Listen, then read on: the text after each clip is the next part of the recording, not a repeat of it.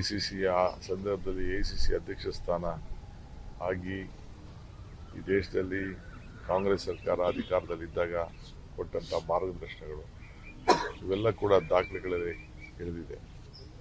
ಬೆಳಗಾಂ ಅಧಿವೇಶನ ಸಂದರ್ಭದಲ್ಲೂ ಕೂಡ ಅವರ ಪಾತ್ರ ಬಹಳ ದೊಡ್ಡದಾಗಿತ್ತು.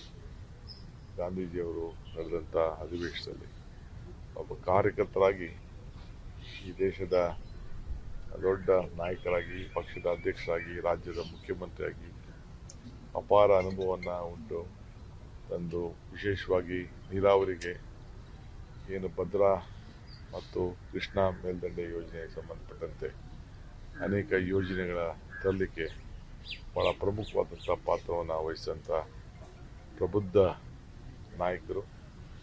ಅವರೆಲ್ಲ ಕುಟುಂಬದವರು ಕೂಡ ಭಗವಂತ ಒಳ್ಳೇದು ಮಾಡಲಿ.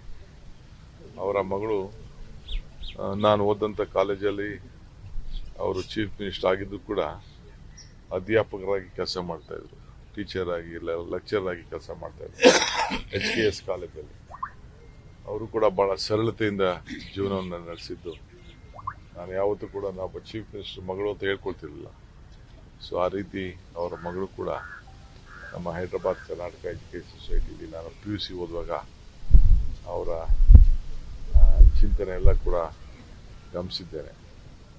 ಸೊ ಭಗವಂತ ಅವರಿಗೆ ಎಲ್ಲ ಅನುಯಾಯಿಗಳಿಗೆ ನಮ್ಮಂಥವ್ರಿಗೆಲ್ಲ ಅವರ ಮಾರ್ಗದರ್ಶನ ಯಾವಾಗಲೂ ಕೂಡ ಸದಾ ಇರಲಿ ಅಂತೇಳಿ ಭಾವಿಸಿ 4 ಮಾತನ್ನು ಹೇಳಲಿಕ್ಕೆ ಬಯಸ್ತೇನೆ.